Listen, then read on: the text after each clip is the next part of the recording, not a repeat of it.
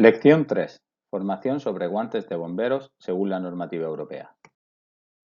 Esta lección se estructura en 11 subtemas. Tipos de guantes de bombero y las normativas europeas correspondientes. Norma europea EN 388 y métodos de ensayo. Norma europea EN 407 y métodos de ensayo. Norma europea EN 659 y métodos de ensayo. Explicación sobre los guantes empleados en intervenciones estructurales. Definición y tipos de guantes para intervenciones forestales. Guantes utilizados en intervenciones de rescate y accidentes. Marcado de los guantes según la normativa europea. Certificación e informes de ensayo que se exigen. Comparativa entre la normativa europea y la normativa americana o NFPA. Influencias que amenazan la eficacia de un guante. Los guantes de bombero se pueden dividir en tres tipos. En primer lugar están los guantes de intervención. Son los que se utilizan en emergencias o incendios estructurales o de edificios. Los hay de dos tipos principalmente, de piel, como el de la izquierda, y textiles, como el que podemos ver a la derecha. Son obligatoriamente un EPI de categoría 3, lo que quiere decir que deben proteger al bombero de un peligro mortal o que pueda dañar gravemente y de forma irreversible su salud. La normativa que deben cumplir estos guantes es la EN 659, que como veremos después es un compendio de la 388, la 407 y la 420. En segundo lugar están los guantes de rescate. Se utilizan en aquellas intervenciones de bomberos en las que no hay riesgo de fuego, como por ejemplo los accidentes en vehículos. Deben cumplir con la normativa EN 388, que es la de guantes de protección contra riesgos mecánicos. En tercer lugar están los guantes forestales. Se utilizan en incendios forestales. Deben cumplir con la normativa EN 388 y también con la normativa EN 407, que es la de guantes de protección contra riesgos térmicos. La normativa EN 388, versión 2016, se aplica a todos los guantes destinados a proteger las manos frente a riesgos mecánicos. Se hacen 4 ensayos: abrasión, corte por cuchilla, desgarro y perforación.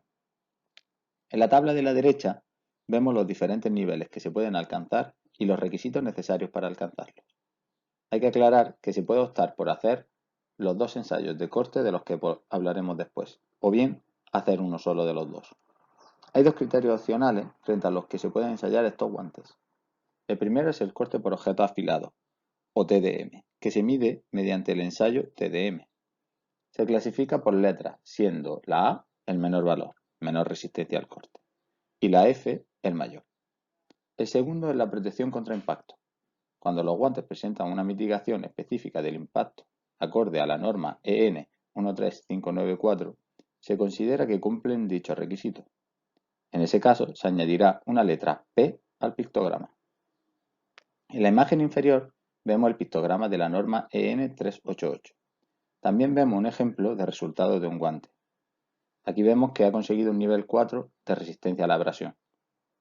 Que el ensayo de corte clásico o por cuchilla no se ha hecho, aparece con una X, un nivel 4 en el ensayo de resistencia a rasgado o desgarro y un nivel 2 en el ensayo de resistencia a la perforación. También se han realizado los ensayos de corte TDM obteniendo el valor máximo, F, y se ha obtenido la protección contra impacto, por eso lleva la letra P. En este vídeo vamos a ver 2 de los ensayos realizados según la norma EN 388, versión 2016. En concreto veremos los 2 ensayos de corte. Como indicamos, el segundo valor que se ve en pantalla viene dado por el ensayo de corte por cuchilla. Puede dar niveles de 1 a 5, siendo 5 el valor máximo. El ensayo de corte por cuchilla se hace con una cuchilla rotativa. La velocidad de la cuchilla va variando entre unos parámetros. Se aplica una fuerza de 5 N. El afilado de la cuchilla también está controlado por una serie de parámetros. Se van haciendo unos ciclos de corte. Hay 5 índices diferentes y según el índice se alcanzará un nivel de resistencia al corte mayor o menor.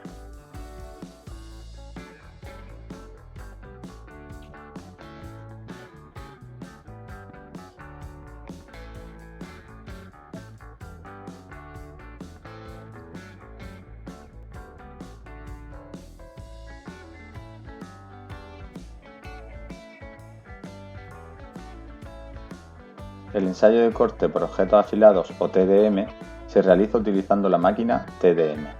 Se toman probetas del sándwich del tejido del guante. Se montan en la máquina pegando el material con cinta de doble cara. Se colocan los pesos, que ejercen una fuerza entre 5 y 30 newtons.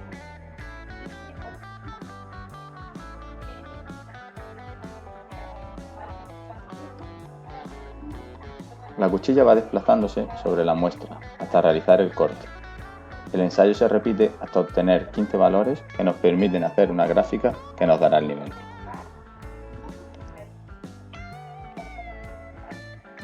Como hemos indicado anteriormente, para el ensayo de resistencia al corte por cuchilla se obtienen valores que van del 1 al 5, siendo el 1 el menor nivel y 5 el mayor nivel. Para el ensayo de resistencia al corte por objetos afilados o TDM se obtienen valores que van desde la letra A a la F, siendo la A el menor valor y la F el mayor.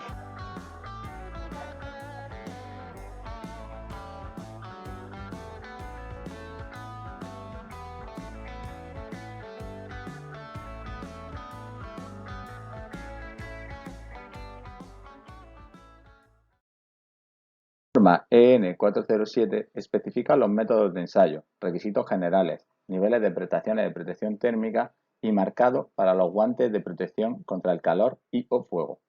Tiene que ser usada para todos los guantes que protejan las manos contra el calor y o las llamas, en una o más de las siguientes formas: fuego, calor de contacto, calor convectivo, calor radiante, pequeñas salpicaduras o grandes cantidades de metal fundido.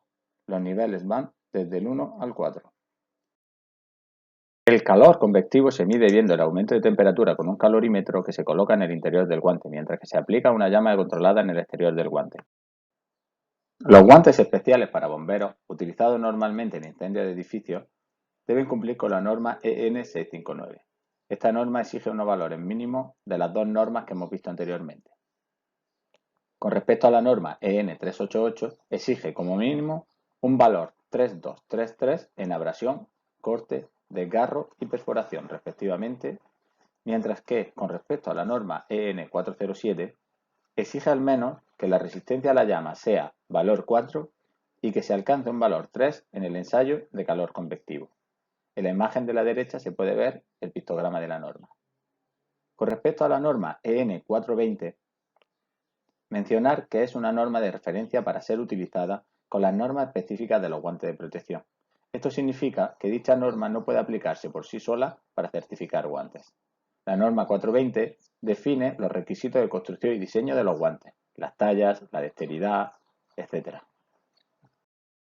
Los guantes de bombero para intervenciones estructurales están compuestos por varias capas. Una capa interior o forro, que suele ser de aramida, una membrana que permite que no entre el agua y que a la vez favorece la transpiración, una tercera capa, también a base de aramidas, Kevlar o Nomex, y un exterior que puede ser bien de piel o bien textil.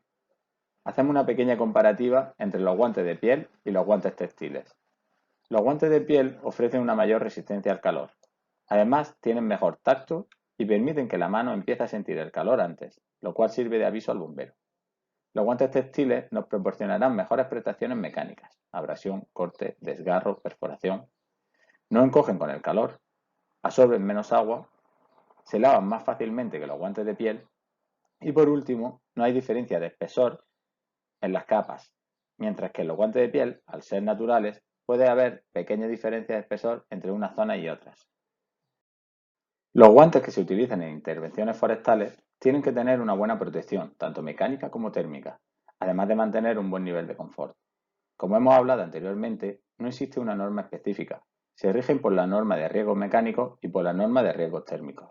Dado que la norma EN 659 está basada en las dos anteriores, cualquier guante que cumpla con dicha norma será perfectamente válido para el uso en incendios forestales. Vemos en la diapositiva imágenes de modelos de guantes utilizados en incendios forestales. Son guantes de piel, bien piel serraje o bien piel flor. Normalmente llevan un manguito largo para proteger la muñeca y el principio del brazo. Estos guantes pueden llevar o no una membrana. Los guantes de rescate tienen que tener unos niveles muy altos de protección frente a los agentes mecánicos. También una destreza o dexteridad muy alta, que permita al bombero tener una alta sensibilidad para el agarre y la utilización de las herramientas de rescate y excarcelación. Estos guantes suelen tener refuerzos en el dorso para proteger contra los impactos y golpes. También ofrece unos niveles de resistencia al corte máximo tanto en palma como en dorso. Para ello suelen incorporar refuerzos. Suelen ser textiles, aunque también se utiliza la piel de cabra en algunos tipos. En todos los guantes de bombero debe aparecer, como mínimo, las siguientes informaciones. Talla del guante, marca de identificación del fabricante, designación del guante, si es necesario, marcado relativo a la fecha de caducidad, año de fabricación y, como mínimo, el trimestre en el que se ha fabricado, número y año de la norma o normas europeas, pictogramas o pictogramas, incluyendo los niveles de prestación. En la imagen de la derecha vemos un ejemplo de un certificado de examen UE de tipo para un guante de bombero, en este caso de intervención. Este certificado debe ser emitido por un laboratorio independiente y acreditado. Como vemos, se especifica la norma que cumple y las características o niveles de protección. Estos certificados tienen fecha de vigencia, tras la cual se deberá renovar. Es importante que en el certificado se haga referencia a los informes de ensayo en los que estarán los resultados que ha sacado el guante frente a los ensayos que hemos visto anteriormente. Las principales diferencias entre los cascos estructurales que cumplen con la normativa americana o NFPA y los cascos que cumplen con la normativa europea o EN son de tipo estético o de diseño. El casco americano es el emblema principal de los bomberos estadounidenses. Se trata de un casco con una gran ala. Este ala protegía contra la entrada de líquido a altas temperaturas en la zona del cuello y la espalda. Sin embargo, actualmente no tiene un sentido desde el punto de vista de la seguridad, ya que el cuello de los trajes protege contra esta problemática. Otro aspecto de diseño es que algunos de los cascos americanos están hechos de piel en su capa exterior. Esto hace que sean mucho más pesados. Actualmente, los desarrollos en materiales y compuestos ignífugos hacen que los cascos integrales que cumplen con la normativa europea sean más ligeros y a su vez protejan una mayor superficie, sobre todo en la zona de los laterales de la cara. El tercer aspecto que merece la pena mencionar es la adaptabilidad de las máscaras de los equipos de respiración autónoma. Los cascos integrales europeos incluyen unos adaptadores laterales para los ganchos de las máscaras. Además, si la máscara tiene un enganche a cabeza tipo red o bien tipo pulpo, el espacio interior facilita la superposición de ambos equipos de protección personal.